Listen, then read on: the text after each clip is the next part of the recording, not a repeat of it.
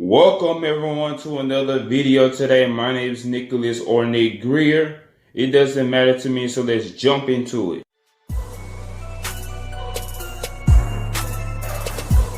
Destroy them!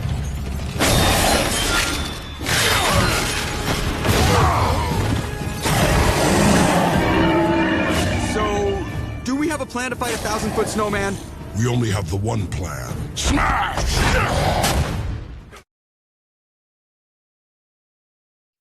And today, I will be talking about the character known as Ymir. He made his first appearance in Journey into Mystery, issue 97, in August of 1993, where he was created by Robert E. Howard, Stan Lee, and Jack Kirby. It stated a millennia ago the realm of eternal fire named Muspelheim crossed a dimensional barrier with the magical structure called the Well of Life, along with giant amounts of ice from the realm of ice and cold called Niflheim, with the warm air from Muspelheim caused the ice that formed over the well to transform into a living being known as Ymir. In the early years, Ymir was killed by Thor's father, Odin, along with his brothers Vili and Ve.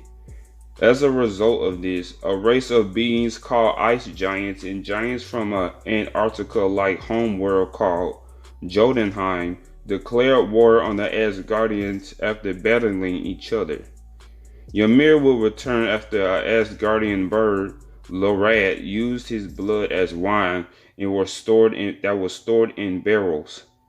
Odin created a void to Muspelheim, which is basically the Asgardian version of Hell, which trapped Ymir and the other ice giants. In 10,000 BC, he would have a daughter named Atali, where they were worshipped as gods. In the modern age, a worshipper of Ymir named Venar or Vanir, I'm not sure how you pronounce it, kidnaps Iceman from the X-Men to sacrifice in awakening Ymir. Unfortunately, Iceman was rescued by Donald Blake, aka Thor, in the X-Men. Venar, I'm just going to say Venar. Venar's ice troll minion, Ulf, I think that's how you say his name, sacrificed himself in bringing back Ymir. As Donald Blake transformed into Thor, he sends him back to Muspelheim. Ymir returns thanks to a frost giant wizard, Bellows. Eventually, Ymir and the fire giant demon, Surtur, that we all saw in Thor Ragnarok, were sent to Earth by a mystical cult who worshiped the demon Satanish. The mystical cult is named Sons of Satanish. This is where Ymir attacks Wakanda and Surtur attacks Antarctica. But the two eventually encountered one another thanks to Doctor Strange using the magical jewel called Crystal of Conquest. The two attacked each other with their weapons, which sent them back home. Of course, Ymir returns as Surtur won a rematch. Thor would use a powerful sword called the Twilight Sword on the two who were battling on Asgard to send them to the pocket dimension called the Sea of Eternal Night. This is where they remained frozen for many years.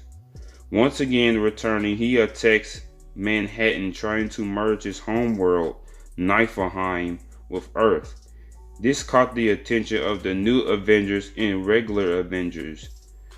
In the God of War himself, Ares, got his hands on the Twilight Sword, which caused Ymir to retreat.